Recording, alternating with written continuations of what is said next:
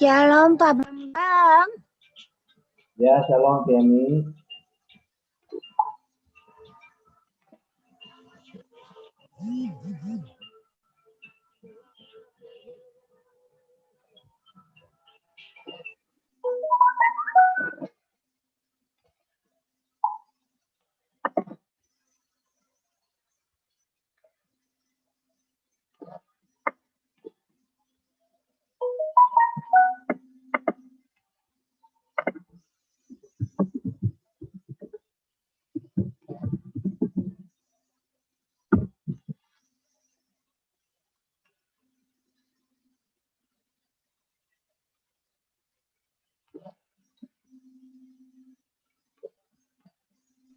Ya, shalom semua. Shalom Bapak Ibu, selamat malam, puji Tuhan. Pada kesempatan hari ini adalah hari yang sungguh luar biasa. Kita boleh ada di online fellowship prayer kita ya, online prayer fellowship kita. Maaf terbalik. Suatu sukacita ya, kita boleh ada. Itu semua karena kemurahan Tuhan. Kalau kita boleh ada di tempat ini, itu semua karena anugerah Tuhan. Kita boleh berkumpul bersama dengan semua jemaat-jemaat Regensi Pagi pada malam hari ini. Terima kasih. Nah, mari kita akan memulai online prayer fellowship kita. Mari kita silakan kepada Pak Syanin untuk memimpin satu pujian.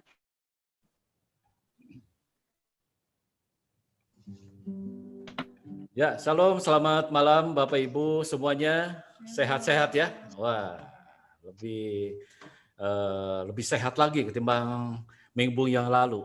Sebelumnya cek sound dulu Bapak Ibu. Suara saya kedengeran Bapak Ibu? Oke, puji Tuhan, puji Tuhan. Ya. Kayaknya kita sudah rindu untuk bersama-sama kembali kita boleh melihat jemaat yang lainnya. Kita juga sudah rindu untuk boleh memuji Tuhan bersama-sama walaupun di rumah masing-masing. Nah, malam hari ini Bapak Ibu, sekali lagi saya ingatkan dan tak bosan-bosannya ketika kita menaikkan pujian penyembahan, mari di setiap rumah-rumah juga naikkan pujian penyembahan ini bersama-sama Bapak Ibu. Agar kita juga masing-masing di setiap rumah-rumah juga boleh menikmati hadirat Tuhan dan lawatan Tuhan. Amin Bapak Ibu. Mari beberapa saat kita mau berdoa dulu Bapak Ibu, tundukkan kepala kita. Rabai Santara Labarala. Malam hari ini kami bersyukur, terima kasih untuk semua kebaikan Tuhan, buat pemeliharaan Tuhan yang ajaib. Terima kasih untuk semua berkat-Mu dan juga kesempatan yang Tuhan berikan sehingga kami boleh ada kembali di fellowship malam hari ini. Tuhan, kami tidak ingin menyia-nyiakan waktu Tuhan. Dan malam hari ini ketika kami masuk dalam fellowship malam hari ini, kami minta Tuhan, kami boleh menikmati hadirat-Mu ya Tuhan. Urapan-Mu Tuhan, bahkan lawatan-Mu ya Tuhan. Terima kasih Tuhan, terima kasih. Kami menyerahkan semuanya ke dalam tangan-Mu. Berkati Tuhan, semua yang kami pergunakan untuk terselenggaranya fellowship ini dengan baik. Untuk kuota, untuk wifi, untuk laptop, untuk handphone, kiranya Tuhan terus memberkati dan mengurapi, sehingga dengan maksimal kami boleh mengikuti dan menikmati fellowship malam hari ini bersama-sama. Di dalam nama Tuhan Yesus, kami sudah berdoa dan mengucap syukur. Haleluya, haleluya. Mari kita mulai sembah Dia Bapak Ibu beberapa saat. Mari senangkan Tuhan, kita mengucap syukur. Kami bersyukur Tuhan, kami mau selalu bersyukur Tuhan. Mari setiap rumah-rumah naikkan syukur kepada Tuhan.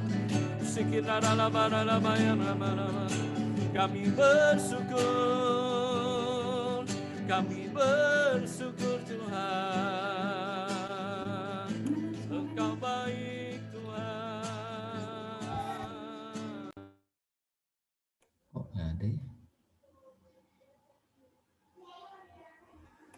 Kenapa sih?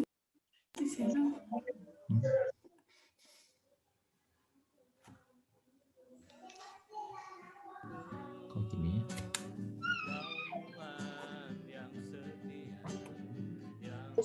Enggak, aku udah masih.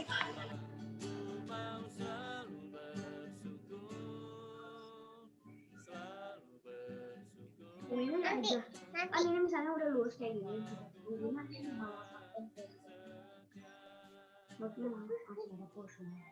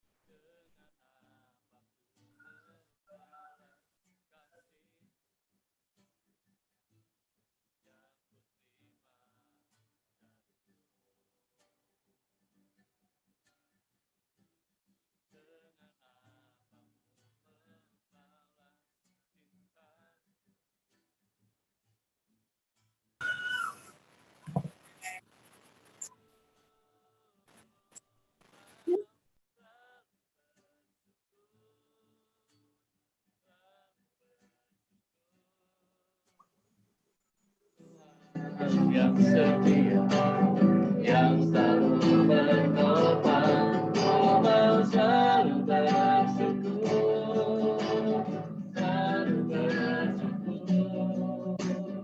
Kau Bapakku yang setia, selalu bersyukur, selalu bersyukur. Kau Tuhan yang setia, yang selalu menopang, ku mau selalu bersyukur, selalu bersyukur. Kau Bapakku yang setia, sekali lagi mau selalu bersyukur, selalu Kau Tuhan yang setia, yang selalu menopang, ku mau selalu bersyukur, selalu bersyukur. Kau Bapakku yang setia. Dengan apakah ku balas? Dengan apakah membalas kasih yang ku lihat darimu? Dengan apa ku membalas cintamu? Oh Yesusku, Kau selalu bersyukur, selalu bersyukur. Kau Tuhan yang setia, yang selalu menopang, ku mau selalu bersyukur, selalu bersyukur. Kau Bapakku yang setia. Oh, ku mau selalu bersyukur, selalu bersyukur. Itunya di layarnya di Kau Tuhan yang setia, yang selalu menopang, ku mau selalu bersyukur, selalu bersyukur.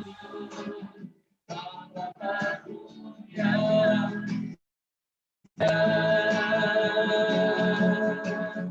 Kau Bapakku yang setia, Kau Bapakku yang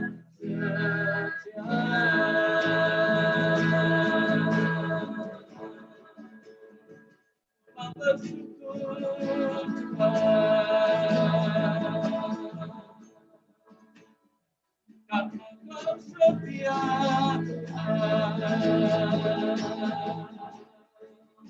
Tuhan yang setia.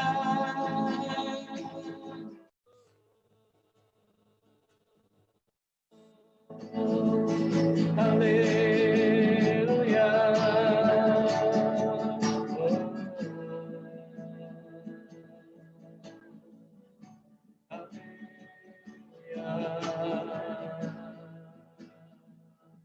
Haleluya.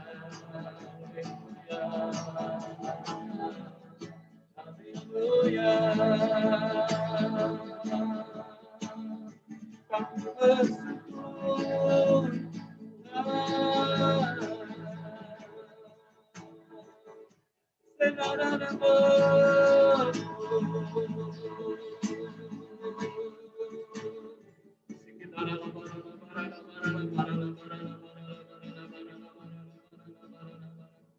Mari sama-sama kita sembah Dia, Bapak Ibu.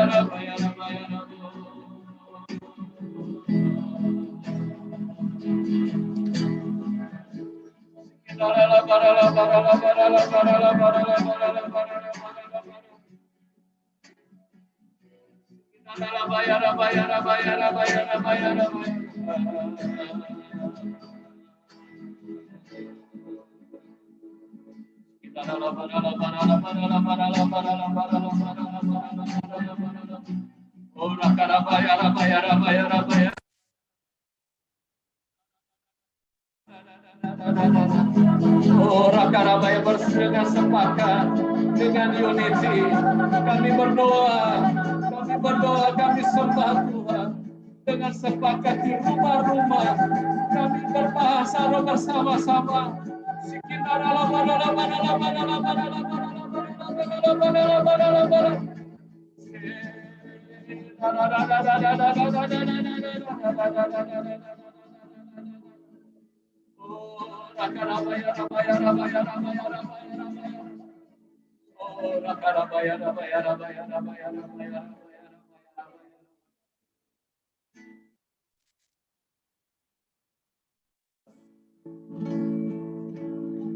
Ku tahu rancanganmu bukanlah rancangan kecelakaan, namun damai dan sejahtera. Sebab itu bukan bersyukur senantiasa dalam segala perkara. Rancanganmu sempurna. Engkau rancanganmu bukan rancangan kecelakaan, damai dan sejahtera. Sebab itu bukan bersyukur senantiasa dalam segala rancanganmu sempurna.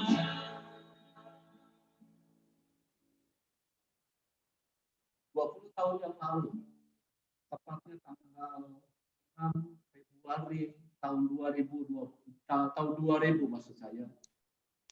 Lagu ini saya nyanyikan untuk istri saya di dalam pernikahan saya waktu itu. 6 Februari tahun 2000. Ini nyanyian iman, Bapak Ibu.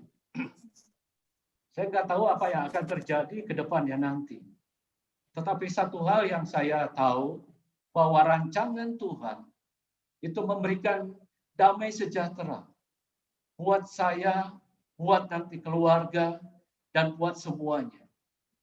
Nah, saya percaya rancangan Tuhan itu yang terbaik. Dan puji Tuhan malam hari ini, saya bersama-sama dengan istri dan juga anak, semuanya dalam pemeliharaan Tuhan yang ajaib.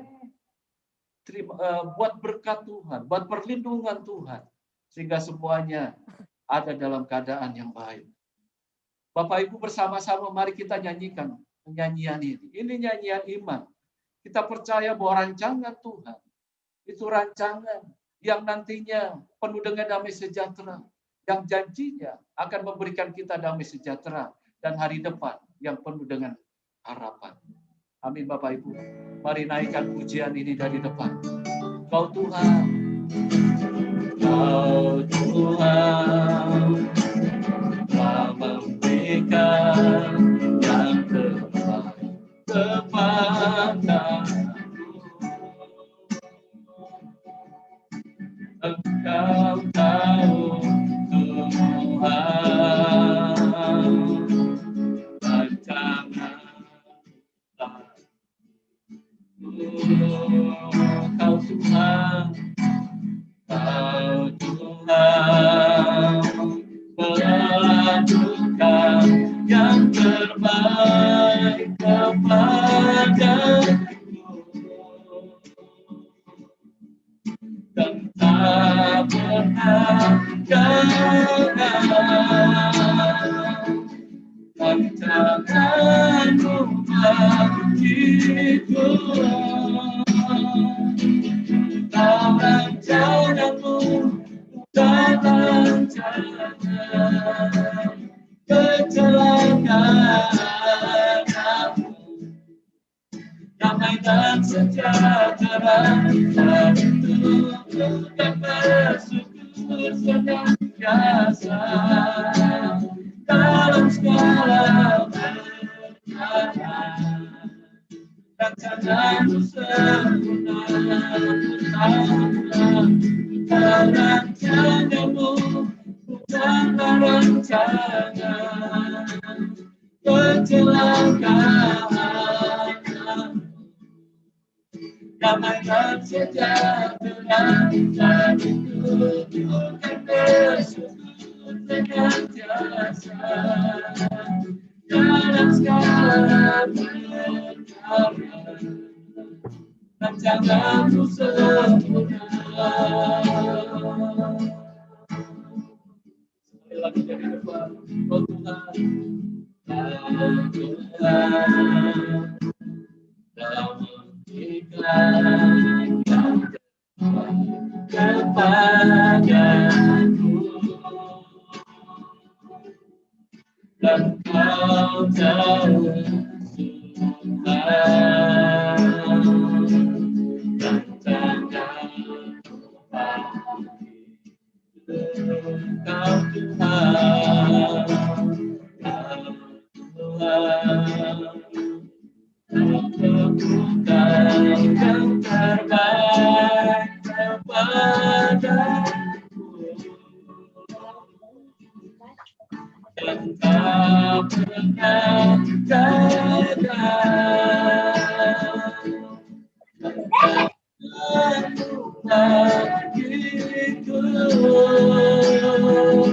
Bukan rancangan-Mu, bukanlah rancangan kecelakaan aku.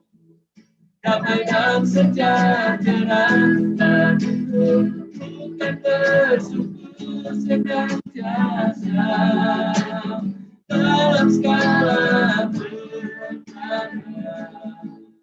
Rancangan-Mu sempurna. Masa depan yang penuh dengan harapan, yang Kau sediakan.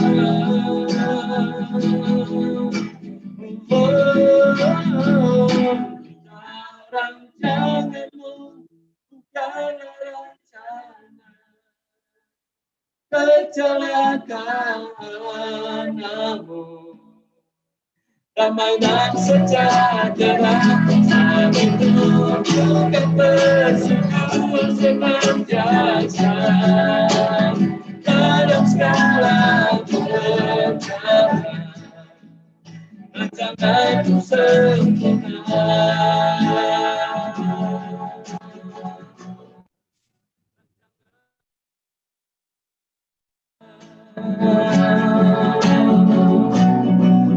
Rancanganmu sempurna.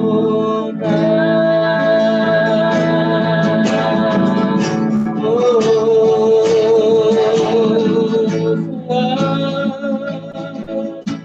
rancanganmu baik Tuhan, rancanganmu sempurna Tuhan. Kami terima Tuhan,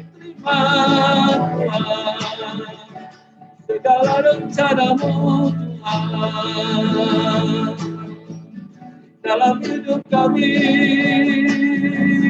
Tuhan, sinarmu.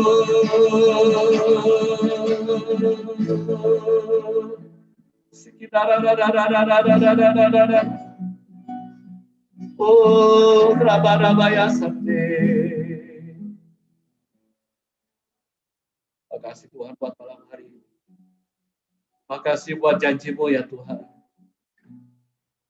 Bahwa Engkau sudah merancangkan hal yang luar biasa dalam kehidupan kami. Setiap kami, setiap umat-Mu yang percaya kepadamu ya Tuhan.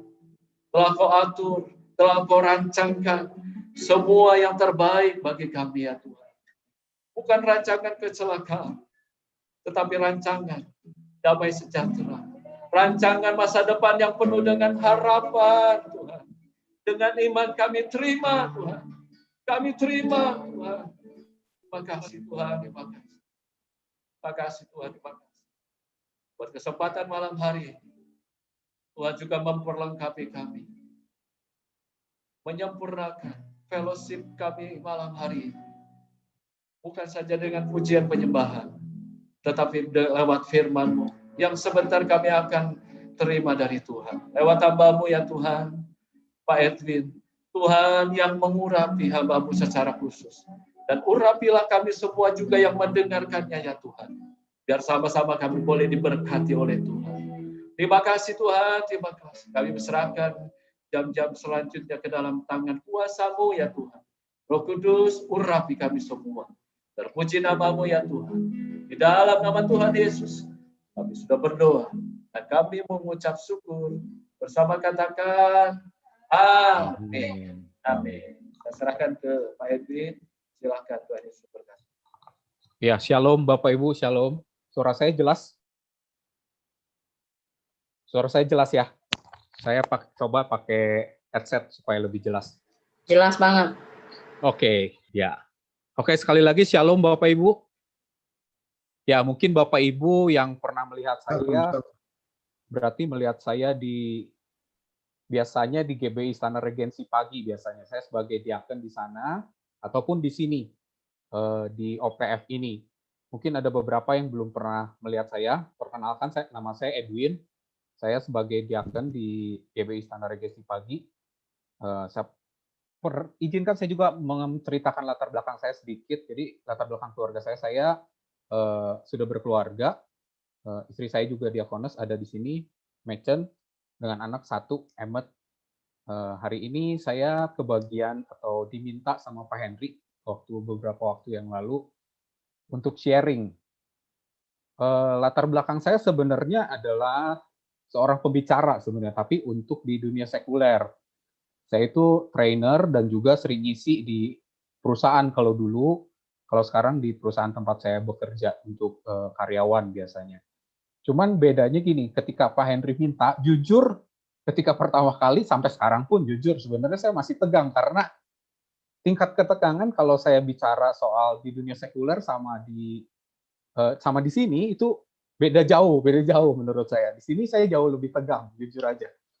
Tapi satu hal yang saya pelajari itu gini, ketika saya sebagai seorang pembicara, ketika saya menyampaikan sesuatu ke karyawan perusahaan ataupun karyawan tempat saya satu hal yang bisa saya ambil adalah selain saya menyampaikan, memberitahu satu materi atau pembelajaran, ternyata di situ saya bisa belajar juga. Saya diingatkan sebagai reminder juga. Kalau saya sebagai salah satu pemimpin divisi, saya juga jadi ingat ketika saya menyampaikan saya sebagai pemimpin divisi harus seperti apa. Nah itu, makanya ketika Pak Henry bicara, walaupun saya bukan pertama kali berbicara di forum rohani seperti ini, tapi tetap aja tegang. Cuma ketika Pak Henry bilang, waktu itu saya pikir saya tidak enggakkan dulu, saya sebenarnya sambil mikir-mikir dulu, tapi saya diingatkan dengan ini, ketika saya menyampaikan sesuatu, artinya otomatis saya juga diingatkan tentang sesuatu. Dan memang jujur ketika Pak Henry ngomong sampai hari ini, sampai tadi pagi pun, saya biasa sehari kalau baca Alkitab sehari minimal sekali. Tapi ketika ini saya jadi lebih rajin jujur aja. Jadi bisa sehari 3 kali. Pas makan siang saya biasanya masih sibuk apa, saya kali ini sengaja sempetin untuk baca. Sebelum tidur pun saya perpanjang biasanya baca Alkitabnya. Tapi menurut saya ini sesuatu yang bagus buat saya. Berarti ya makanya saya udahlah nggak usah nolak. Berarti ini sesuatu yang bagus juga buat saya. Ya itu. Jadi kira-kira itulah latar belakang saya, Bapak Ibu. Oke, Bapak Ibu, supaya mempersingkat waktu saya mulai aja. Jadi saya pernah punya pengalaman dulu jadinya. Dulu anak saya itu Emmet. Dia itu sempat suka main Lego. Nah, waktu main Lego, dia ajak saya main. Terus dia suka bikin pesawat waktu itu. Ketika bikin pesawat, dia udah bikin bentuk pesawat, terus dia menempatkan beberapa bagian di situ. Dia bilang, saya tanya, ini untuk apa? Nanti papi ini untuk tembakan peluru katanya. Yang bagian ini untuk tembakan api. Yang ini untuk tembakan air. Kalau saya melihat Lego seperti itu, ya saya melihatnya Lego, tidak terbayang. Kalau saya ditanya ini untuk apa, saya nggak kebayang. Yang tahu benar-benar bentuk dari Lego dan fungsi dari setiap bagian dari Lego itu adalah Emmet yang membuat si pesawat itu. Dialah yang membuat rencana untuk pesawat itu. Nah, kenapa saya cerita ini? Saya mengilustrasikan ini seperti ini. Jadi, seseorang yang membuat rencana atau seseorang yang mengerti banget sebuah rencana, pastilah si pembuat rencana itu, betul nggak? Nah, makanya ketika saya mengingat ini kembali, oh ya, betul. Nah, sekarang dari situ juga saya diingatkan, Tuhan itu adalah pembuat rencana terhebat yang pernah ada, menurut saya. Dan tidak akan pernah ada lagi, menurut saya. Kita bisa ingat, atau kita bisa ingat lagi ketika kitab pertama, di bagian pertama, ketika Tuhan menciptakan bumi. Itu Tuhan benar-benar menciptakan bumi itu benar-benar tersusun dengan baik rencananya. Ketika hari pertama, Tuhan menciptakan terang dan gelap, siang dan malam, sebagai penunjuk waktu. Setelah itu baru kan terjadilah terang, gelap, siang, malam, lalu semua itu baik, jadilah petang, jadilah pagi. Kebayang kalau siang dan malamnya belum diciptakan, tidak ada kalimat maka jadilah petang dan maka jadilah pagi. Berarti benar-benar sudah direncanakan dengan baik. Lalu hari kedua, Tuhan menciptakan langit. Ketiga, darat dan lautan sama tumbuhan berbiji. Terus sampai hari ke-6, Tuhan menciptakan binatang darat dan manusia. Saya tidak terbayang kalau memang Tuhan bukan perencana yang baik. Mungkin dia coba untuk, kita ciptain apa dulu? Misalkan bisa jadi, manusia dulu aja. Kebayang nggak kalau manusia diciptakan di hari ke-3 misalkan, belum ada darat dan laut, berarti tidak ada tempat berpijak. Rencananya berarti tidak berjalan dengan baik. Nah, makanya di sini saya belajar bahwa Tuhan itu sebenarnya adalah seorang pembuat rencana yang terhebat menurut saya. Nah, jadi semua yang Tuhan rencanakan pastinya sudah Tuhan susun dengan baik dan Tuhan rencanakan dengan sematang-matangnya sehingga semua bisa berjalan dengan baik. Nah, makanya ketika manusia diciptakan di hari ke-6, semua itu sudah disiapkan, semua sudah disiapkan dengan baik. Jadi ketika manusia diciptakan sudah ada darat dan laut, sudah ada matahari dan bulan, sudah ada siang dan malam, sudah ada hewan-hewan, burung, hewan laut, tumbuhan sebagai sumber makanan bagi manusia. Itu semua sudah Tuhan sediakan. Jadi dan menariknya gini, dari hari pertama sampai hari kelima, Tuhan menciptakan dan diakhiri dengan Tuhan melihat semuanya itu baik. Dan ketika manusia yang ciptakan, Tuhan melihat bahwa semuanya itu sangat baik. Jadi di sini yang menjadi pembelajaran saya, yang terbaik itu ada di ujung biasanya, di hasil dari plan-nya. Jadi the best is yet to come. Kalau istri saya sering bilang seperti itu. Jadi yang terbaik itu ada di ujungnya, di hasilnya, di result-nya. Nah, jadi kalau saya gambarkan seperti ini. Ketika Tuhan menciptakan sesuatu atau ketika seseorang menciptakan sesuatu, banyak orang yang menganggap bahwa planning duluan. Sebenarnya kalau yang dari yang saya tangkap, ketika menciptakan atau membuat suatu rencana, yang ada adalah sebenarnya tujuannya dulu, result-nya dulu. Nah, untuk mencapai result ini, perlu planning. Nah, makanya Tuhan sudah tahu di ujung ini, Tuhan mau menciptakan manusia sebenarnya. Dan di sini Tuhan bikin planning-nya, yang saya tangkap seperti ini. Jadi, ada planning, ada tujuan. Tapi yang ciptakan pertama tujuan. Kalau kita bikin rencana juga seperti itu, bukan? Kita mau apa dulu, baru kita planningin mau seperti apa. Gitu. Nah, jadi ada tujuan, ada planning. Nah, dari planning untuk mencapai tujuan, itu perlu yang namanya proses. Nah, tidak bisa dari planning tiba-tiba langsung jadi hasil atau tujuan. Ada proses yang harus dilewatin. Nah, tapi beruntungnya karena Tuhan adalah pembuat rencana terhebat, the greatest planner menurut saya, semua dalam proses, semua hal yang terjadi di dalam proses, itu sudah Tuhan antisipasi. Sebagai contoh sederhana yang saya tahu, contohnya adalah gini. Kita sekarang menghadapi pandemi, benar.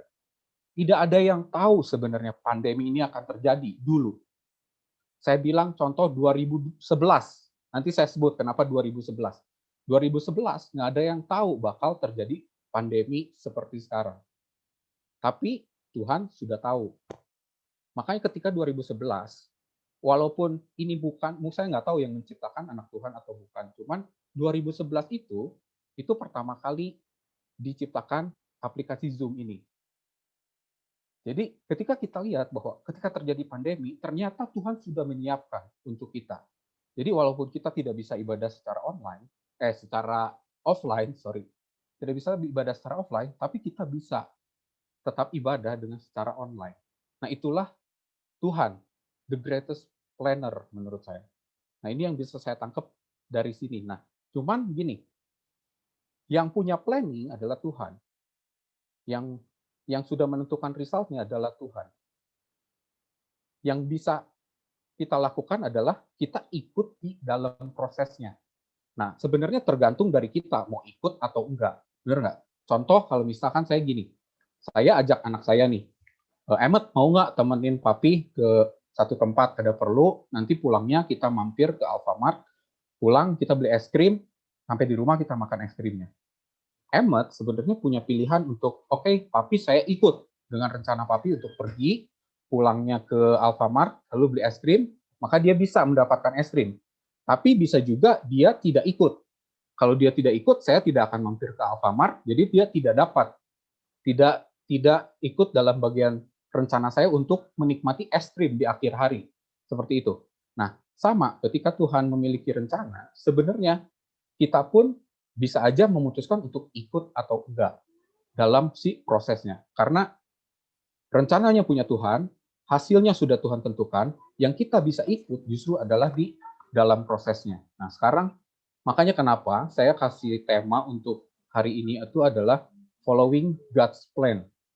Mengikuti rencananya Tuhan.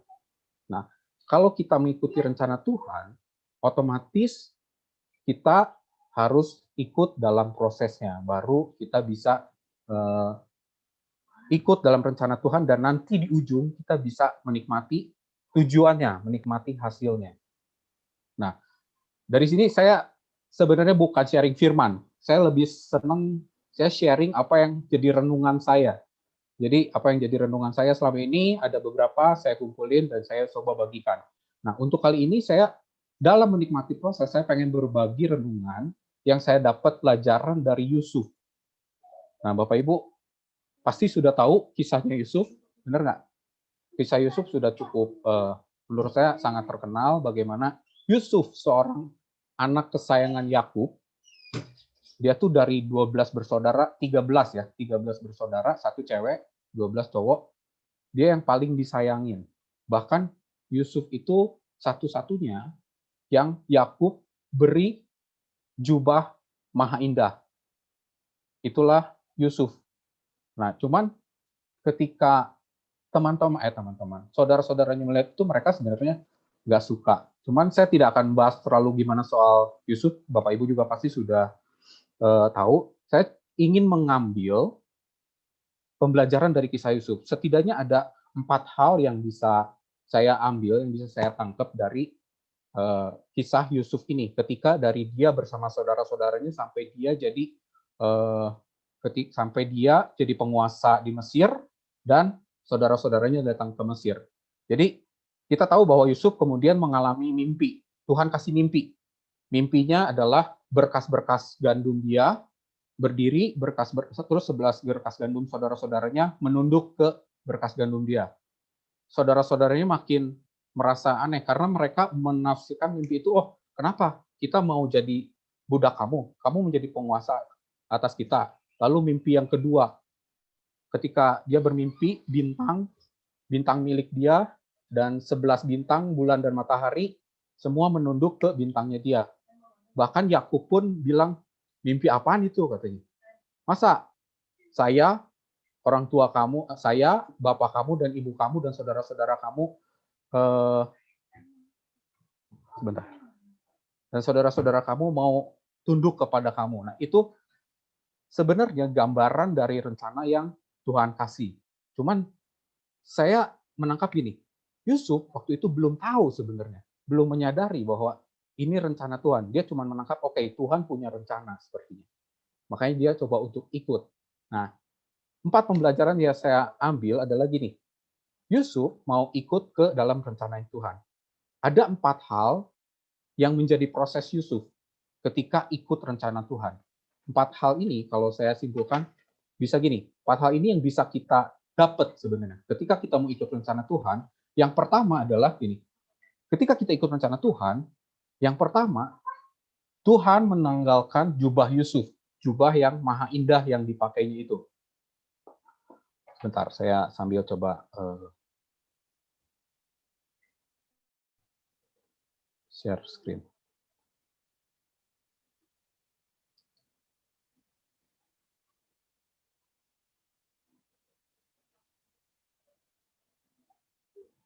Oke, di Kejadian 37 ayat 23 kita lihat bahwa yang pertama terjadi adalah jubahnya Yusuf ditanggalkan oleh saudara-saudaranya. Jubah maha indah. Jadi baru saja Yusuf sampai kepada saudara-saudaranya, mereka pun menanggalkan jubah Yusuf. Jubah maha indah yang dipakainya itu. Ini terjadi ketika Yakub meminta Yusuf untuk nengok saudara-saudaranya yang menggembalakan kambing domba untuk melihat keadaan mereka dan keadaan ternaknya. Tapi ketika nyampe sana, saudara-saudara Yusuf sudah merencanakan hal-hal yang jahat, sampai akhirnya mereka harus berusaha membunuh, bahkan pertama berusaha membunuh Yusuf, tapi akhirnya mereka tanggalkan jubahnya Yusuf, jubah maha indah. Nah, jubah maha indah ini, kalau menurut saya gini, jubah maha indah pada zaman itu, ini adalah simbol dari sesuatu kebanggaan dari punya Yusuf sebenarnya, egonya Yusuf. Karena cuma dia satu-satunya yang dikasih jubah maha indah. Nah, makanya poin pertama dari renungan yang saya dapat ini adalah ketika kita masuk rencana Tuhan, yang pertama kita perlu tanggalkan adalah jubah maha indahnya kita, yaitu jubah kesombongan kita, jubah egonya kita. Saya kebayangnya gini, Yusuf ketika itu sudah dapat mimpi mengenai berkas gandum, mengenai bulan, bintang. Terus udah gitu dia pun merupakan anak kesayangan dari ayahnya. Dikasih jubah maha indah. Jubah ini seperti simbol dia anak kesayangannya. Anak kesayangan bapaknya. ini menjadi kayak satu, oh ini gue nih, gitu. Ini gue nih anak kesayangan. Di dalam mimpi pun kelihatan kalau saya, kalau saudara-saudaranya akan tunduk nanti nih. Nah seperti itu. Nah makanya hal yang terjadi yang saya dapat itu jubah ini yang harus ditanggalkan. Jadi kita ketika masuk dalam rencana Tuhan, tanggalkan jubah kesombongan kita, jubah ego kita. Mungkin kita selalu berpikir bahwa kalau rencana Tuhan itu adalah sesuai dengan rencana kita. Jadi seringkali terpancing untuk, oke, Tuhan kenapa seperti ini? Harusnya rencana Tuhan kenapa rencana saya tidak berhasil? Sering kita bertanya, Tuhan kenapa rencana saya tidak berhasil? Rencana saya udah saya susun, udah yang terbaik, saya udah the best rencananya. Itu ego. Karena rencana Tuhan itu sebenarnya adalah Tuhan yang buat, bukan kita. Nah makanya yang pertama kita perlu menanggalkan jubah ego kita, jubah kesombongan kita. Di sini saya cukup aneh sih. Yusuf nengok saudara-saudaranya ke padang gurun, ngapain juga harus pakai jubah yang indah sih. Makanya di situ saya menangkap bahwa sepertinya dia memang masih mau pamer kalau dia itu anak kesayangan dan dia itu yang terpilih gitu. Nah, jadi ini poin pertama. Ketika kita mau ikut rencana Tuhan, masuk dalam prosesnya, poin pertama kita harus menanggalkan jubah ego atau kesombongan kita. Nah, lalu yang kedua yang saya ingin sharing, poin kedua yang saya dapat adalah ini. Ketika Yusuf sudah ditanggalkan jubahnya, dimasukkan ke sumur dan dijual sama saudara-saudaranya ke orang Ismail, waktu itu dijual sampai ke Mesir, dia tinggal di rumah Potifar. Nah, poin kedua saya dapat dari kejadian Yusuf ketika ada di rumah Potifar, yaitu ketika Yusuf di rumah Potifar, Yusuf di sana disertai Tuhan. Di Kejadian 39 ayat 2 sampai 4, ini yang jadi rema saya dalam renungan adalah, tetapi Tuhan menyertai Yusuf, sehingga ia menjadi seorang yang selalu berhasil dalam pekerjaannya. Nah, yang di sini saya tangkap adalah gini, bahwa Yusuf ternyata walaupun kejadian yang sebelumnya tidak mengenakan, tapi dia tetap tinggal dalam penyertaan Tuhan. Jadi kalau saya bayangin gini, tinggal dalam penyertaan itu seperti apa? Contoh, saya banyak pakai contoh di keluarga ya. Contoh saat ini saya dan istri dan anak suka jalan pagi di daerah TKI 5 sebenarnya. Jadi ketika pertama kali anak saya itu jalan mengelilingi satu ruas jalan lah di sana. Waktu saya ajak Emmet untuk jalan, Emmet, ayo kita ke ujung. Nanti di tengah jalan kita bisa lihat ada burung, ada sarang laba-laba atau apa. Kalau Emmet mau ikut dalam rencana saya, dalam proses dari satu tempat itu ke ujung, harusnya berada di sekitaran saya, benar nggak? Emmet harusnya berada nggak jauh-jauh dari saya. Karena kalau dia mendahului atau kemana dulu, dia mungkin akan punya tujuan sendiri atau dia melewatkan banyak hal. Nah, jadi yang saya dapat di sini dari renungan saya ini adalah, di sini dibilang bahwa Tuhan menyertai Yusuf. Berarti Yusuf itu tetap tinggal dalam penyertaan Tuhan, yaitu tetap tinggal dalam hadiratnya Tuhan. Yusuf ketika mengalami kejadian yang tidak mengenakan seperti itu, Yusuf tetap, kalau saya boleh pinjam istilahnya Pak Agus minggu lalu, adalah tetap memandang Tuhan di sini. Nah, makanya ketika Yusuf dibilang seperti ini, Tuhan menyertai Yusuf. Dan ini saya dapat nggak cuma di yang bisa di rumah Potifar, tapi juga di rumah, di tempat penjara. Ketika Yusuf akhirnya difitnah sama istri Potifar, dimasukkan ke dalam penjara, di Kejadian 39 ayat 21 sampai 23, di sini pun dikatakan kalimatnya seperti ini, tapi Tuhan menyertai Yusuf dan melimpahkan kasih setianya kepadanya. Nah, jadi di sini yang dari renungan ini yang saya dapat adalah bahwa salah satu yang menjadi kunci, atau di sini saya bilang kunci kedua ketika kita mau ikut dalam prosesnya Tuhan, yang pertama tinggalkan jubah. Yang kedua adalah tetap diam di dalam hadiratnya Tuhan. Tetap diam di dalam penyertaannya Tuhan. Gimana sih cara tetap diam dalam penyertaannya Tuhan, tetap dalam hadiratnya Tuhan? Tetap dekat dengan Tuhan, berkomunikasi setiap hari dengan Tuhan, berusaha untuk membaca firman Tuhan setiap hari, merenungkan firman Tuhan, doa, memuji, menyembah.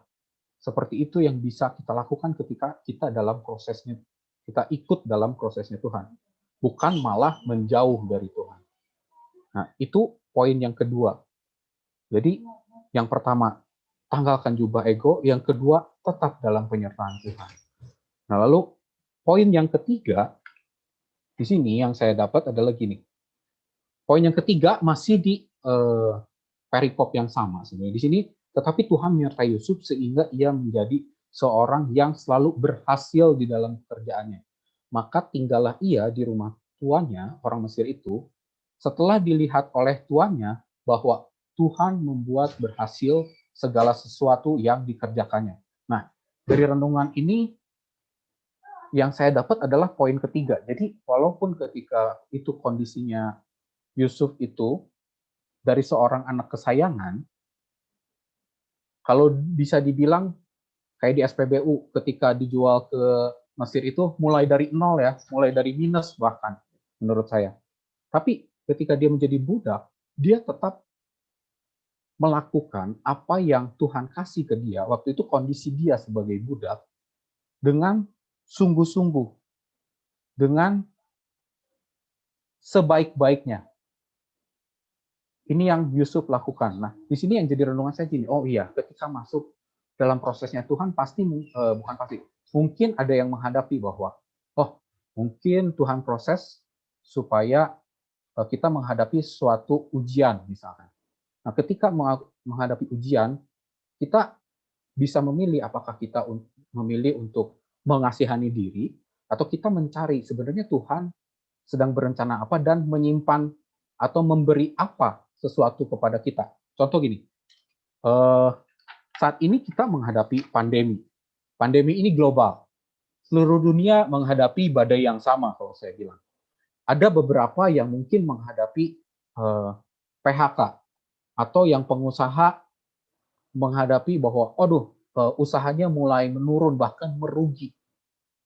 Atau usahanya terpaksa harus sampai tutup. Nah, ketika ini kita lihat bahwa, wah, apa yang terjadi nih? Semua awalnya saya yakin bingung dengan hal ini.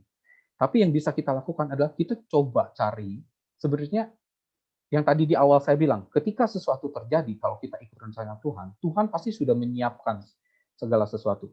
Di sini yang mungkin, yang kebayang saya yang bisa kita lakukan adalah, mungkin Tuhan sudah menaruh kemampuan memasak kepada kita. Mungkin Tuhan sudah memberikan sosial media kepada kita. Atau kita punya teman atau kerabat atau siapapun yang bisa membantu kita. Dalam artian membantu gini, siapa tahu kita bisa bantu dalam menjualkan barangnya teman, ataupun kita cuma dikasih waktu sama Tuhan. Jadi waktu untuk misalkan, saya nggak bisa masak. Tuhan kasih waktu untuk kita belajar masak, misalkan contoh seperti itu. Nah, inilah yang harus kita cari menurut saya sih. Ini harus kita cari, lalu kita coba lakukan atau kita kita kerjakan apa yang sudah Tuhan berikan, walaupun itu kecil mungkin, tapi coba dilakukan dengan semaksimal mungkin, sebaik-baiknya. Karena di sini kita bisa melihat bahwa Yusuf, kuncinya adalah, pertama, dia disertai Tuhan dalam pekerjaan, walaupun sekecil apapun.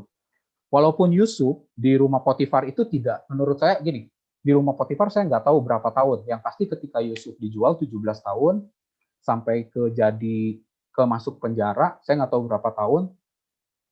Saya pikir itu lebih dari 5 tahun harusnya. Dalam proses ini tidak serta-merta di hari pertama Yusuf tiba-tiba langsung dipromosi jadi kepercayaannya Potifar. Seperti itu. Jadi dia pasti Tuhan menyertai, dia lakukan pekerjaannya yang waktu itu sebagai budak, yaitu beberes rumah atau asisten rumah tangga lah dulu mah. Budak. Nah, ini yang poin ketiga yang saya dapat dari renungan saya. Nah, ini juga saya dapat juga poin yang sama ketika Yusuf ada di penjara. Di Kejadian 39:21 sampai 23 tadi, Tuhan menyertai Yusuf dan melimpahkan kasih setianya kepadanya dan membuat Yusuf kesayangan bagi kepala penjara itu. Sebab itu kepala penjara mempercayakan semua tahanan penjara itu kepada Yusuf. Dan di ujungnya, karena yang saya tebalkan di bawah, karena Tuhan menyertai dia dan apa yang dikerjakannya dibuat Tuhan berhasil. Berarti Yusuf benar-benar tetap mengerjakan, walaupun dari rumah Potifar ke penjara, tetap mengerjakan apa yang Tuhan percayakan waktu itu, yaitu mungkin melayani orang-orang di penjara waktu itu. Dan mengerjakan dengan sebaik-baiknya sehingga penyertaan Tuhan dan apa yang sungguh-sungguh dilakukan oleh Yusuf itu yang membuatnya berhasil. Nah, jadi ini poin ketiga yang saya dapat. Nah, ada satu poin tambahan di poin ketiga ini yang saya dapat adalah gini. Kenapa kita harus melakukan yang terbaik sebenarnya? Nah, kalau ini saya jadi ingat waktu itu Ko Rudi yang cerita.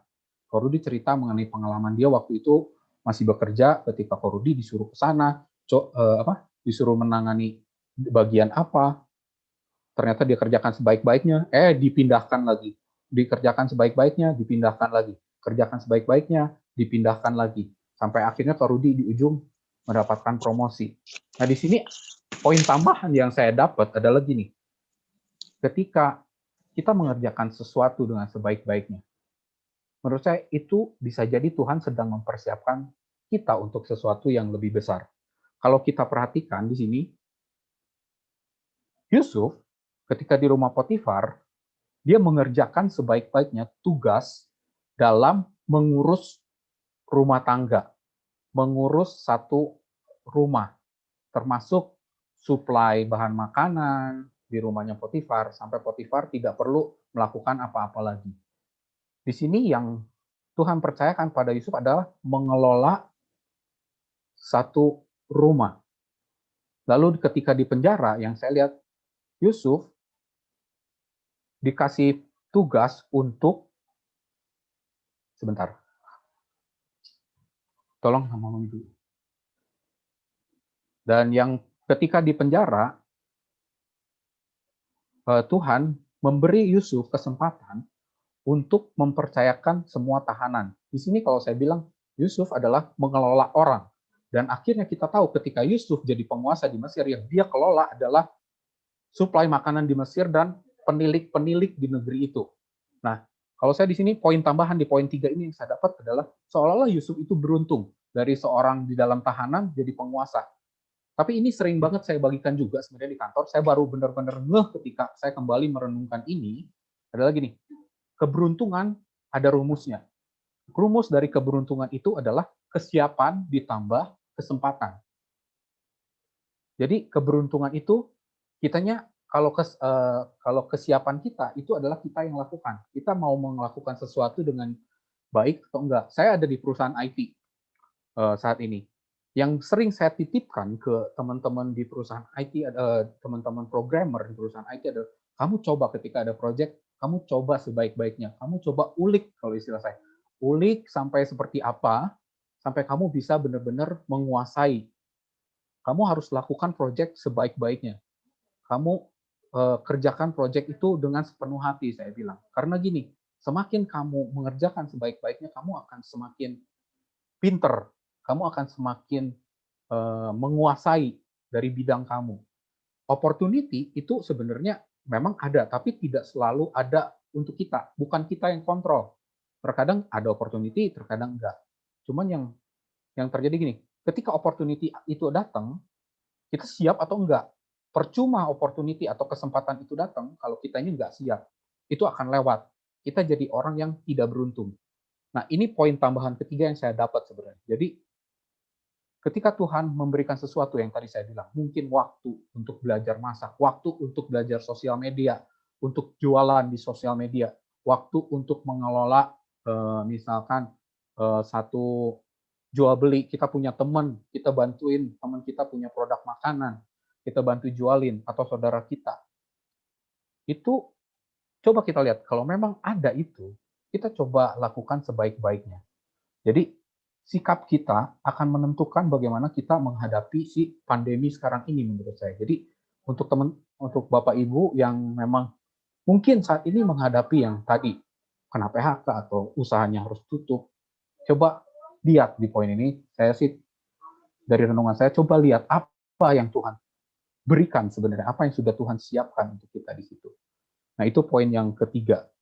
Nah, yang terakhir yang saya dapat dari renungan mengenai Yusuf ini adalah, ini ketika Ko Bobby sharing 2 minggu lalu, jadi kayak satu konfirmasi, oh ya ini poin ini bener banget nih, poin yang berikutnya dari kunci ketika Yusuf menjalani proses. Poin yang keempat adalah, itu kita perlu memulihkan hati kita. Ko Bobby secara ini 2 minggu lalu secara gamblang sudah menjelaskan kunci berkat. Salah satu kunci berkat yang sangat penting adalah bagaimana kita memaafkan orang, kalau Ko Bobby bilang waktu itu. Nah, di sini saya pun, oh ya, ternyata di sini pun saya dapat dari Yusuf juga. Kenapa saya bisa bilang gini? Yusuf itu belajar memaafkan, kalau kita lihat di kisahnya seolah-olah cuma sekali.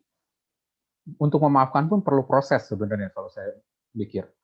Di Kejadian 45 ayat 8 yang saya lihat di sini, yang terlihat Yusuf seolah-olah memaafkan gitu.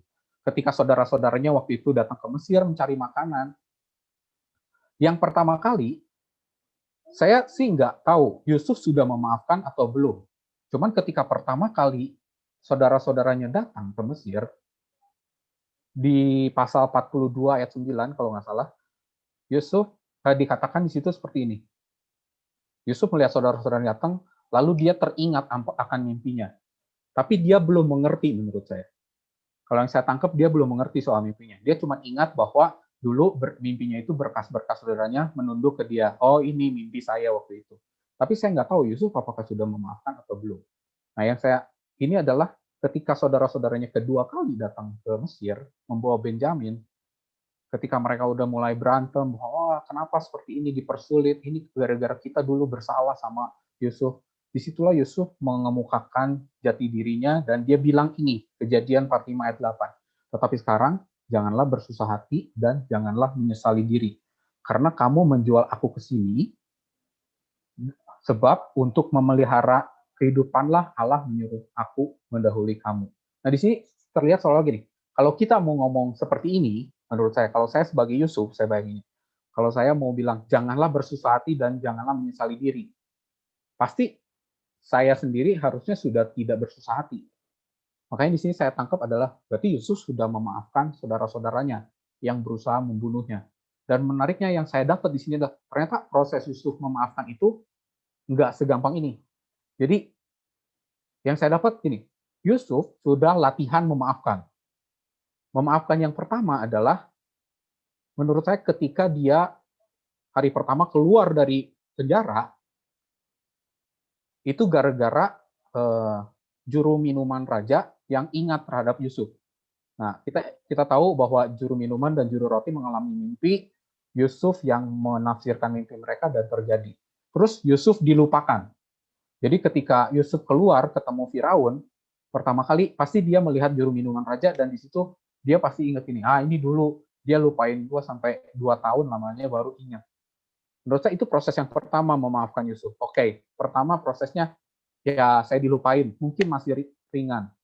Terus yang saya dapat lagi adalah gini, proses memaafkan Yusuf yang kedua adalah ketika dia gini, kejadian kedua Yusuf itu ketika di rumah Potifar itu difitnah sama istri Potifar. Tapi di Alkitab tidak dibilang Yusuf membalas membalas perlakuan istri Potifar atau Potifar kepada dia. Nggak ada.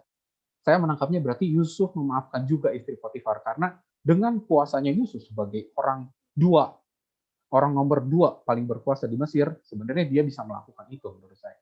Jadi yang pertama, orang yang melupakan dia, yang kedua, orang yang memfitnah dia, dan ketiga ini yang paling berat, yaitu orang-orang yang berusaha membunuh dia, yaitu saudara-saudaranya. Makanya ketika Yusuf sudah membereskan hatinya, sudah memulihkan hatinya, dia bisa berkata seperti ini di Kejadian 45 ayat 8. Tapi sekarang janganlah bersusah hati dan janganlah menyesali diri. Inilah 4 kunci proses Yusuf yang saya dapat dari renungan saya. Jadi yang pertama, ketika Tuhan punya rencana atau ketika kita ikut rencana Tuhan untuk kita tahu tujuannya Tuhan nanti seperti apa, kita perlu masuk dalam proses.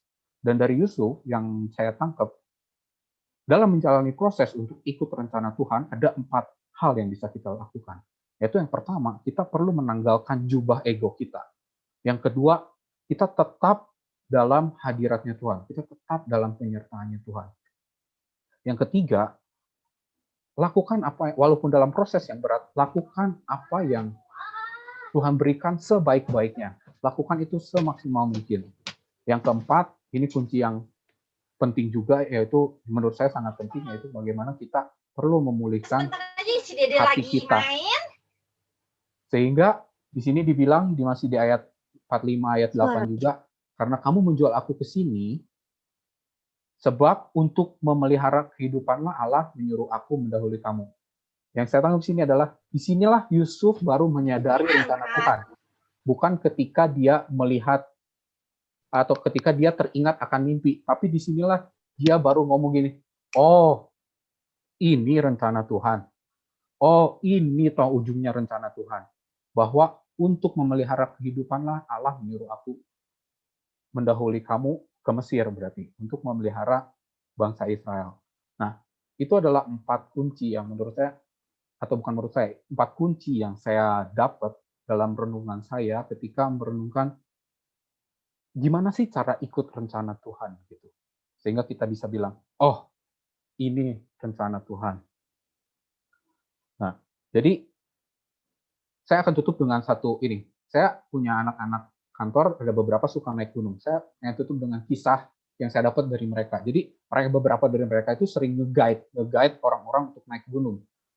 Mereka cerita kalau orang naik gunung itu terkadang di tengah jalan itu banyak yang pengen menyerah.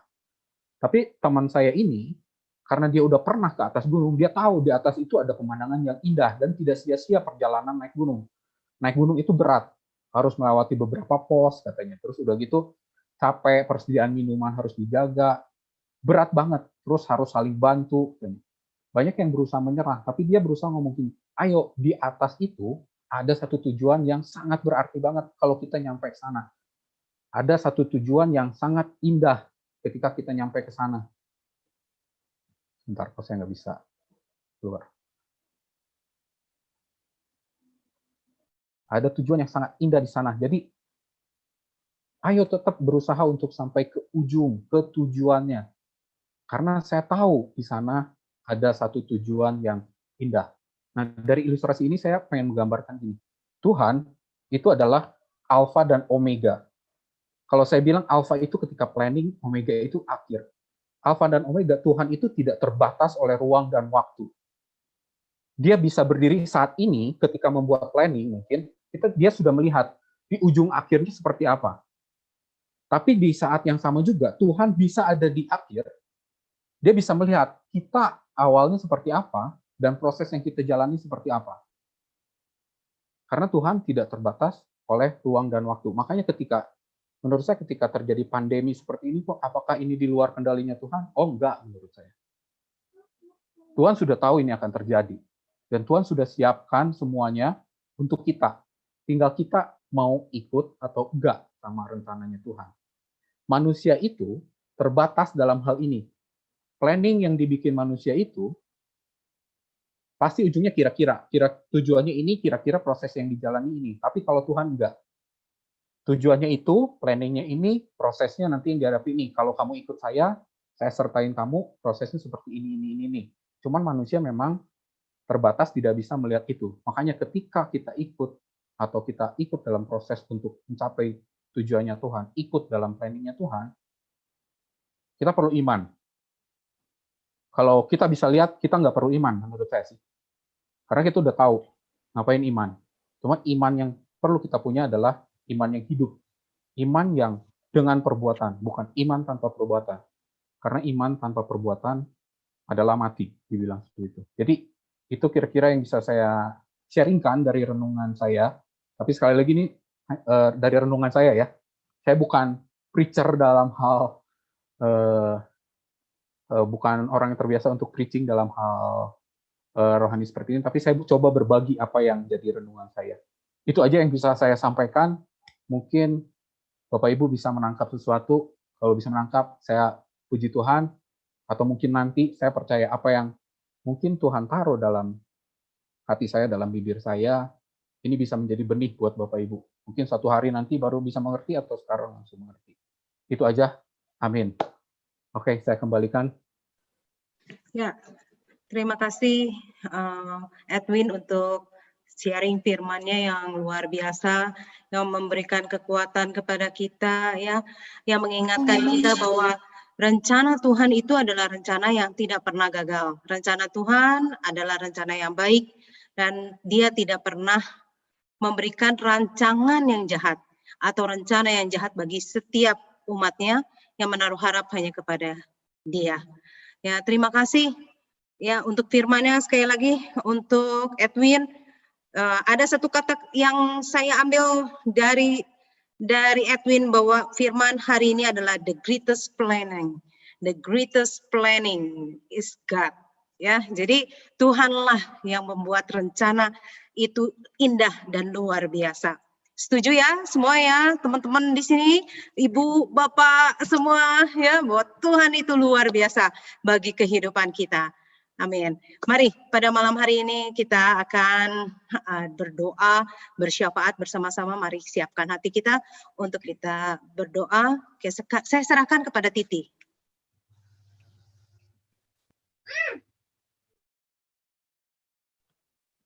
Ya, Shalom Bapak Ibu, saudara-saudara semua. Selamat malam. Kita akan satukan hati kita pada malam hari ini. Kita akan memanjatkan doa syafaat kita kepada Tuhan. Mari kita berdoa. Bapa kami yang bertata di dalam kerajaan surga, sungguh Tuhan kami mengucap syukur ya Bapak di malam hari ini. Kami boleh ada mengikuti ibadah OPF ini ya Tuhan. Terima kasih kami telah mendapatkan berkat firman-Mu ya Tuhan. Kiranya Engkau terus ingatkan bahwa rencana terbesar ada di dalam tangan Tuhan. Terima kasih Bapak untuk Pak Edwin yang telah menyampaikan firman-Mu. Kiranya Engkau memberkati Pak Edwin beserta dengan keluarganya Tuhan. Kau berkati ya Bapak. Juga anaknya Emma Tuhan kau berkati ya Bapak di dalam lindungan Allah mereka berada dimanapun mereka berkarya bekerja melayani Engkau Tuhan berkati ya Bapak. Terima kasih ya Tuhan pada malam hari ini kami akan memanjatkan pokok-pokok syafaat kami kepadamu. Kami mau berdoa ya Tuhan untuk bangsa dan negara kami Indonesia. Bapak kami berdoa bagi keamanan bangsa ini Tuhan. Biarlah Engkau terus ya Bapak yang memberikan keamanan bagi bangsa ini, terus kondusif ya Tuhan. Bapak Engkau juga memberikan persatuan dan kesatuan bangsa kami ini terjaga ya Bapak. Kami mematahkan segala rancangan jahat atas bangsa kami. Roh perpecahan, roh kebencian, roh perselisihan, dan roh huru hara kami patahkan di dalam nama Tuhan Yesus Kristus. Biarlah roh takut akan Tuhan, roh pertobatan boleh tercurah atas bangsa kami ini, sehingga bangsa ini boleh berbalik kepada jalan-jalan Tuhan ya Bapak, bertobat ya Bapak, sehingga berkat-berkat Tuhan boleh tercurah atas bangsa kami ini.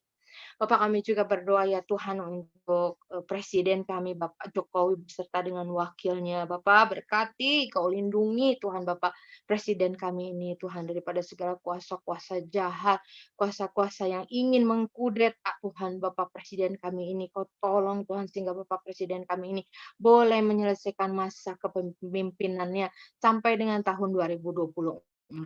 Bapak kami juga berdoa untuk seluruh pemimpin dan aparat-aparat di dalam pemerintahan kami dari yang tertinggi hingga yang terendah Tuhan. Berikan mereka hikmat bijaksana Tuhan.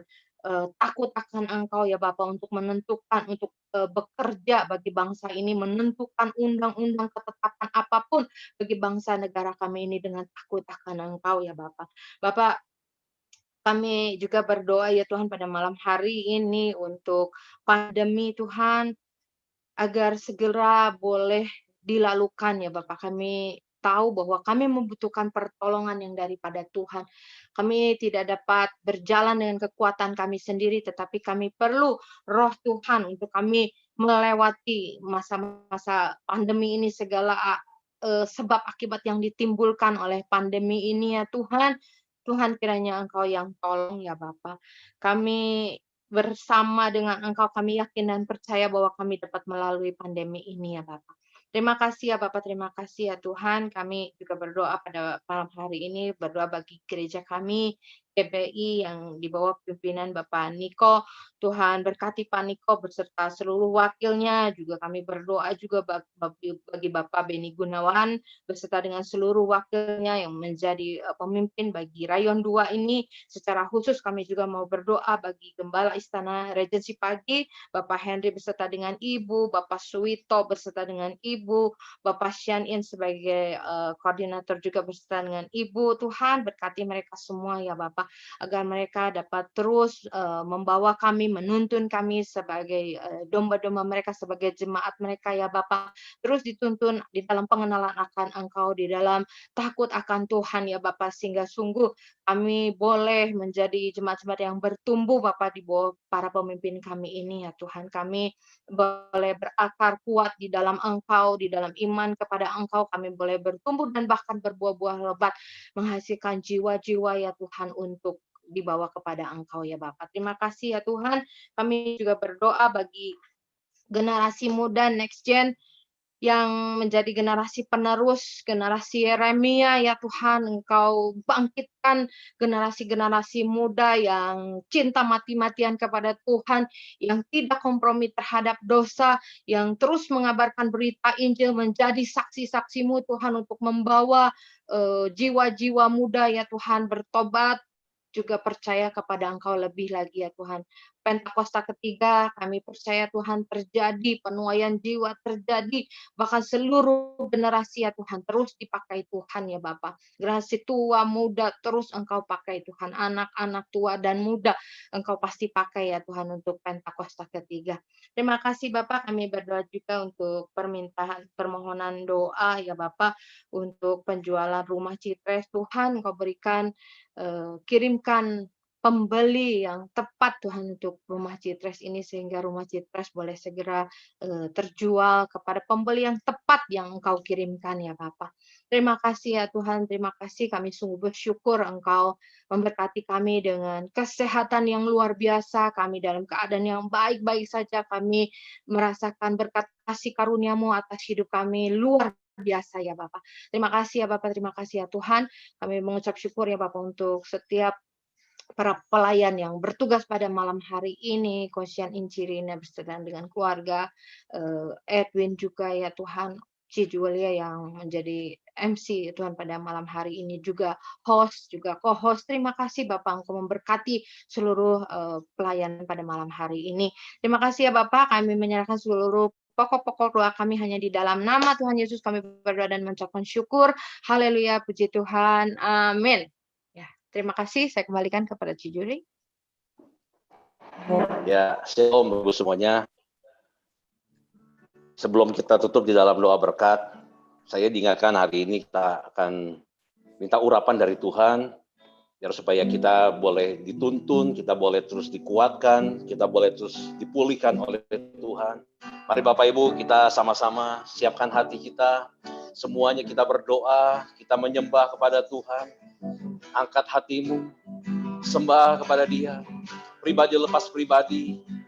Mari bangun hubungan pribadi dengan Tuhan, serukan doamu kepada Tuhan, naikkan penyembahanmu, sembah Dia. Ramayase, hiana lama yase, haleluya, haleluya, hiana lama yase, lama. Oh, lama yase, kami bersyukur kepadamu ya Tuhan. Haleluya, hiana lama yase, lama. Oh, haleluya, haleluya. Ya lama ya shanda lama. Oh, ramaya shanda lama. Kami bersyukur kepadamu ya Tuhan. Oh, lama ya ya lama ya sande. Haleluya. Kami sudah 7 bulan ada di masa pandemi Tuhan. Semua ini adalah bagian dari rencana-Mu yang kami percayai. Biarlah kiranya pada kesempatan malam hari ini kami datang di hadapan Tuhan. Pribadi lepas pribadi, membuka hati kepada Allah. Biarlah kiranya Tuhan sendiri yang melimpahkan kekuatan yang baru bagi kami. Oh, Ramaya Shandala Malama Se, Ramaya Shandala Malama. Ayo masing-masing, jangan ada yang berdiam. Semuanya menyembah kepada Tuhan. Angkat dari hatimu, dari hati yang terdalam. Sembah Dia. Dia Namaya Se, Ramala Malama Se, Anala Malama.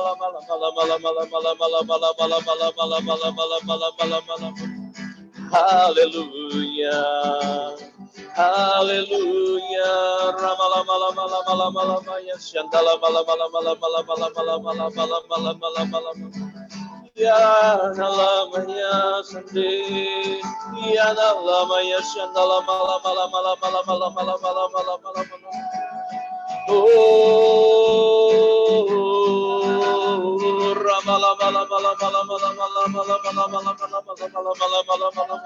kami membutuhkan Engkau Tuhan, kami perlu Engkau Tuhan. Ya namanya sante,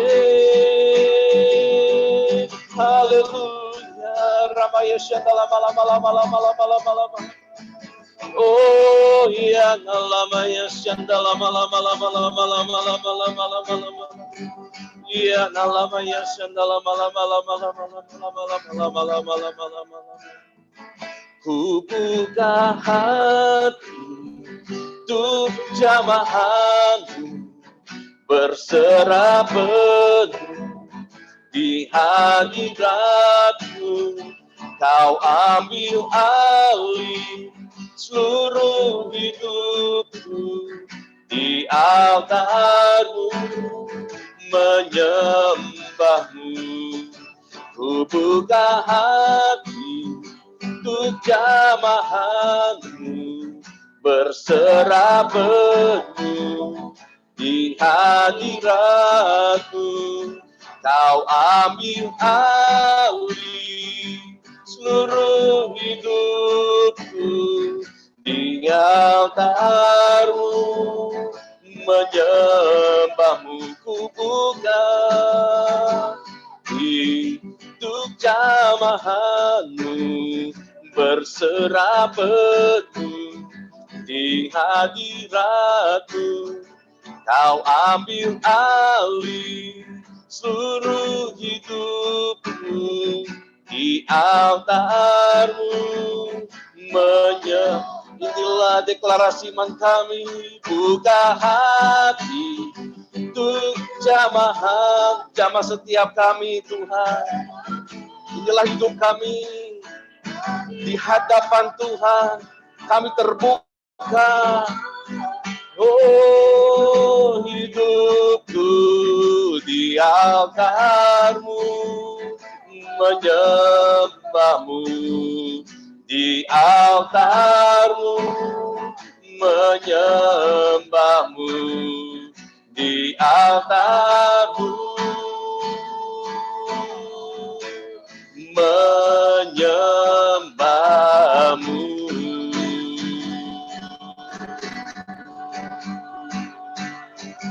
Oh, Ramaya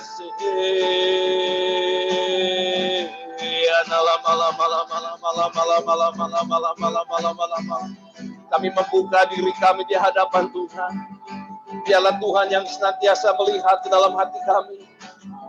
Sembuhkan hati kami yang sehari-hari ini sedang alami kekecewaan. Biarlah kiranya Tuhan yang pulihkan hati kami.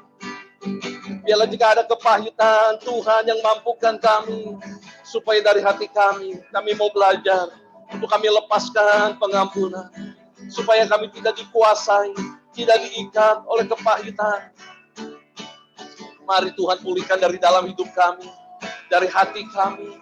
Kami rindu Tuhan, Engkau yang memulihkan seluruh aspek hidup kami. Oh Ramaya Syandala malam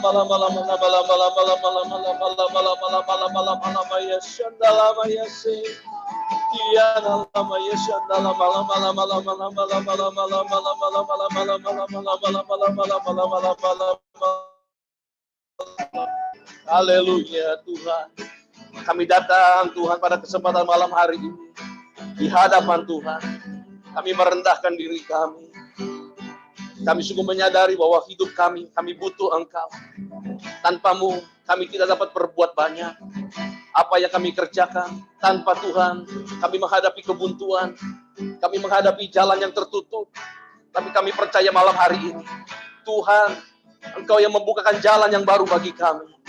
Engkau yang memberikan terobosan yang baru. Engkau yang pulihkan kesehatan kami. Mungkin ada di anggota keluarga. Kami berdoa dari tempat ini. Kami percaya Engkau yang sedang jamah anggota keluarga kami. Ataupun itu mungkin adalah diri kami sendiri. Engkau yang jamah kami. Engkau yang sembuhkan. Engkau yang pulihkan. Apapun sakitnya, Engkau adalah Allah penyembuh bagi kami ya Tuhan. Engkau sanggup menyembuhkan tubuh jasmani kami. Bapak, Engkau juga yang memberkati keuangan kami. Tuhan yang berkati hari-hari ini, jika banyak pintu-pintu yang sedang alami tertutup, kesulitan dalam hal keuangan. Malam hari ini kami berdoa. Ini bukan sekedar doa, bukan cuma sekedar kami berfellowship seperti biasa. Karena kami sadari ada hadirat Tuhan yang menyertai kami. Ada hadirat-Mu di setiap rumah-rumah. Engkau yang akan memberkati. Engkau akan membukakan tingkap-tingkap langit. Sehingga berkat Allah dicurahkan. Keuangan kami dipulihkan. Pekerjaan kami dipulihkan. Jika keadaan keuangan kami seperti tulang-tulang yang kering, kami mau bernubuat atasnya ya Bapa. Engkau yang memberikan urat-urat kehidupan kembali. Engkau yang memberikan darah mengalir. Bahkan nafas kehidupan Allah dicurahkan. Sehingga keadaan keuangan kami akan pulih, akan hidup, akan mengalami kebangkitan kembali ya Bapa. Terima kasih Tuhan, terima kasih. Kami juga berdoa buat setiap hubungan dalam rumah tangga yang sedang alami keadaan yang tidak harmonis. Malam ini kami datang di hadapan Tuhan. Biarlah kiranya Tuhan, berkat kasih karunia Allah dicurahkan atas rumah tangga kami. Ada pemulihan di dalam rumah tangga kami. Orang tua dengan anak hubungannya dipulihkan. Suami dengan istri kami katakan pulih dalam nama Tuhan Yesus. Orang tua dengan anak, adik dengan kakak, semuanya Tuhan kami percaya Engkau yang pulihkan. Mertua dengan menantu dipulihkan di dalam nama Tuhan Yesus. Mari Tuhan, lepaskan urapan baru. Kami perlu urapan-Mu, kekuatan daripadamu. Ramaya sikiana lama yasyantala malam Iyana lama yasyantala malam. Ramaya syantala malam.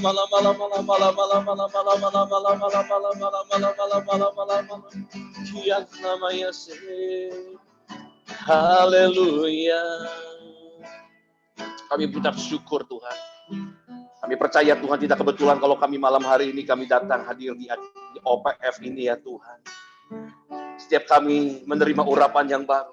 Setiap kami menerima anugerah, pemulihan, kemenangan atas masalah. Terobosan atas setiap hambatan ya Tuhan. Karena kami berjalan bersama dengan Tuhan yang hebat. Kami berjalan dengan Tuhan yang maha besar. Kebesaran-Mu mengatasi langit dan bumi. Kebesaran-Mu mengatasi setiap masalah hidup kami. Terima kasih Bapak, terima kasih Tuhan Yesus. Kiranya Engkau memberkati aku berlimpah-limpah dan memperluas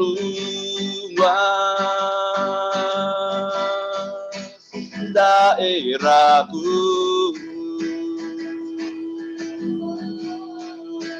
dan kiranya tangan-Mu menyertai aku dan melindungi aku daripada malapetaka sehingga kesakitan tidak menimpa kami sehingga kesakitan tidak menimpa kami, sehingga kesakitan tidak menimpa kami.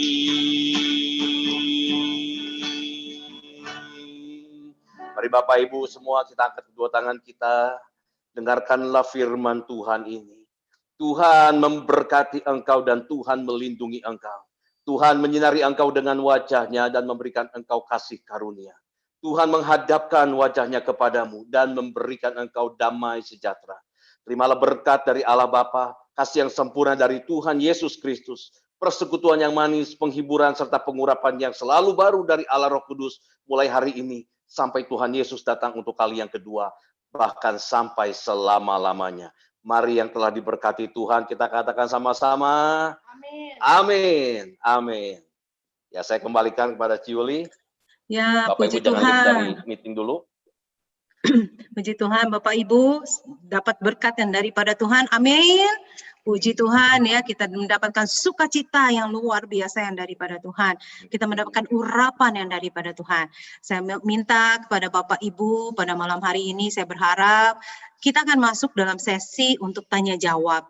Ya, kita kalau di offline ya, kita hanya ketemu, kemudian say hello, bye-bye, see you again ya. Tapi kalau di sini adalah kesempatan buat Bapak Ibu ya semua, kalau misalnya ada hal yang ingin ditanyakan, ya bisa nanti kita akan menjawab Pak Edwin. Di sini ada Pak Edwin, ada Pak Henry, ada Pak Suwito yang bisa menjawab. Ya, mari silakan Bapak Ibu ya mau bertanya. Bertanya apa saja, mau seputar firman hari ini boleh, atau ada unek-unek yang, aduh aku pengen tanya, tapi mau tanya sama siapa ya, gitu ya.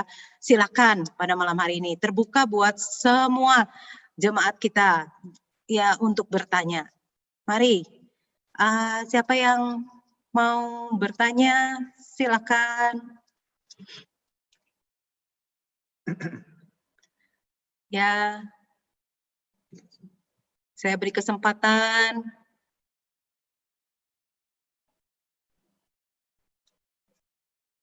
Pak Edwin kali mau bertanya ya?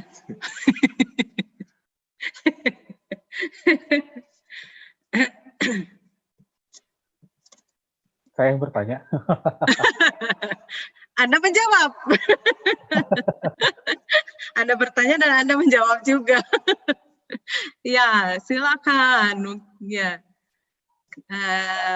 Ciuli, mungkin saya bukan mau bertanya, tapi saya hendak sedikit mau menyimpulkan apa yang tadi Edwin sudah sampaikan.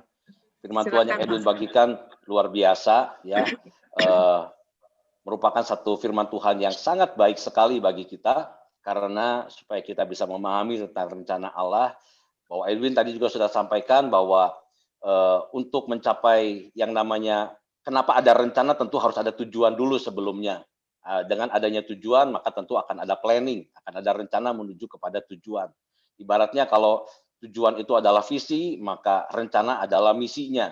Jadi tahap-tahapan menuju kepada visi itu, kepada tujuan itu. Nah, kalau saya melihat bahwa apa yang kita kerjakan seperti itu dalam kehidupan, itu adalah sebetulnya cerminan dari juga apa yang Tuhan biasa sudah lakukan kepada kita.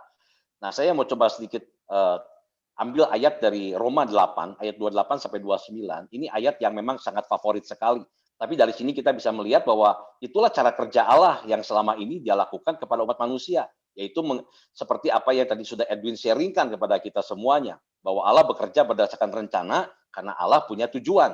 Sehingga Allah merencanakan segala sesuatunya dalam kehidupan kita. Nah, Roma 8, ayat 28 sampai 29 dikatakan, kita tahu sekarang bahwa Allah turut bekerja. Nah itu.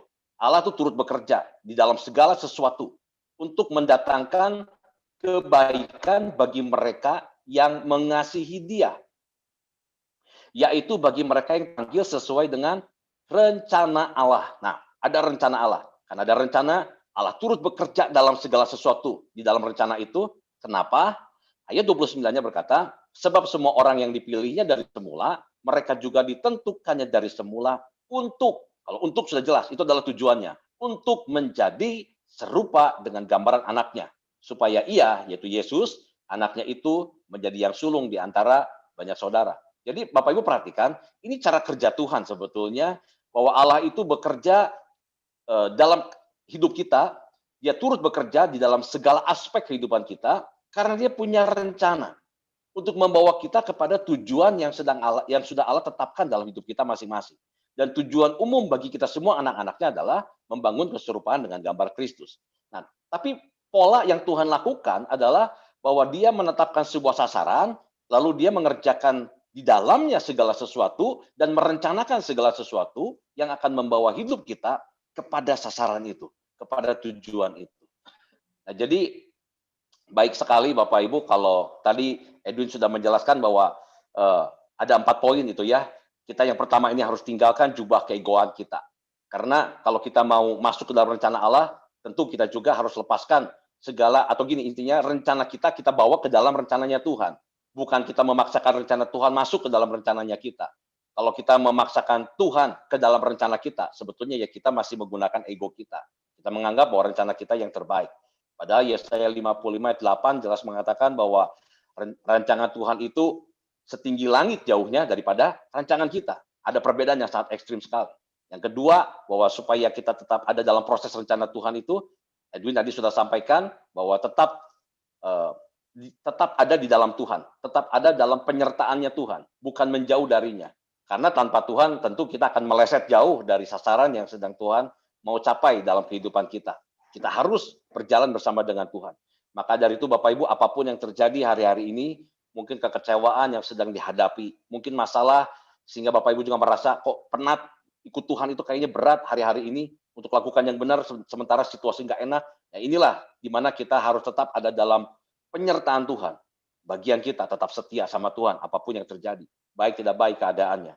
Yang ketiga, Edwin tadi sudah sampaikan, ini poin yang penting, yang bagus, tetap lakukan yang terbaik Bapak Ibu, karena disebutkan di sini ada rumusnya, keberuntungan itu adalah kesiapan ditambah kesempatan. Kesempatan datangnya dari Tuhan, kesiapan adalah dari kita. Jadi kalau Bapak Ibu mempersiapkan diri sebaik mungkin, begitu Tuhan berikan pintunya dibuka, kesempatannya ada, tapi kitanya yang tidak siap, maka yang namanya keberuntungan tadi akan lewat dari hidup kita. Tapi kalau kita mempersiapkan diri, kapan kita mempersiapkan diri? Setiap waktu kita selalu lakukan segala hal yang ada di depan tangan kita dengan yang terbaik. Itulah yang kita pengkhotbah katakan. Apapun juga yang dikerjakan oleh tanganmu, apapun juga yang dijumpai oleh tanganmu, kerjakan itu dengan sekuat tenaga. Artinya kita diminta oleh Tuhan selalu punya mentalitas, punya gaya hidup yang selalu mengerjakan atau memberikan yang terbaik. Itu adalah satu bentuk kesiapan. Apapun bentuk profesi Bapak Ibu, talenta, kemampuan, karunia yang Tuhan sudah berikan, itu harus diasah, itu harus terus dipertajam dari hari ke hari. Sehingga Bapak Ibu benar-benar punya satu skill yang betul-betul siap untuk siap pakai. Kalau pisau itu artinya tiap hari rajin diasah. Sehingga begitu satu kali waktu diberi kesempatan untuk memotong, maka pisau itu benar-benar sudah tajam, siap untuk motong. Jangan sampai ketika kesempatan datang, dagingnya ada di depan kita sekarang untuk dikerjakan, tapi pisaunya mintul karena jarang diasah. Ya, itu adalah kesiapan, adalah tugas kita. Yang keempat, belajar memaafkan. Ini juga yang sudah Saudara Bobby 2 minggu yang lalu sudah sampaikan, kita harus belajar membereskan hati kita, mengampuni. Karena seringkali yang menjadi hambatan untuk kita bisa ikut rencana Tuhan, itu adalah masalah hati. Yang perlu disadari, yang tadi bahwa Roma 8 ayat 28 berkata, Allah turut bekerja dalam segala sesuatu. Artinya, bisa saja Tuhan tuh sisipkan di dalam hidup kita ini ada orang-orang yang sempat karena perilakunya, dengan tujuan Tuhan tentu ya, dengan perilakunya, dengan perkataannya, sempat menyinggung kita, sempat melukai kita. Tapi tujuannya adalah baik yang Tuhan maksudkan. Persis seperti Yusuf tadi. Dengan apa yang dilakukan oleh saudara-saudaranya, dengan hendak membunuh Yusuf, lalu akhirnya dibuang ke Mesir, itu perlakuan-perlakuan yang menyakitkan. Tapi ternyata itu ada di dalam bagian rencana Tuhan. Tuhan sedang turut bekerja di dalam kehidupan Yusuf lewat peristiwa-peristiwa itu. Nah, bagian Yusuf adalah belajar memaafkan. Nah, mungkin demikian dengan kita. Ada orang-orang tertentu yang Tuhan sisipkan dalam hidup kita, yang mungkin perlakuannya, perkataannya, tindakannya itu sangat menyakiti hati kita, merugikan ke dalam hidup kita. Tapi sebetulnya hal itu Tuhan izinkan itu sebagai bagian dari rencana Tuhan atas kehidupan kita. Nah, tugas kita ketika kita berhadapan dengan situasi-situasi itu, kita perlu belajar lepaskan pengampunan. Karena toh rencana itu semuanya datang dari Tuhan. Tuhan punya maksud di balik semuanya tadi. Karena ingat, Allah turut bekerja. Termasuk lewat orang yang ngeselin hati Bapak Ibu. Lewat orang yang ngejengkelin hati kita. Lewat orang yang merugikan dan yang menyakitkan kita. Tuhan turut bekerja lewat mereka untuk datangkan kebaikan.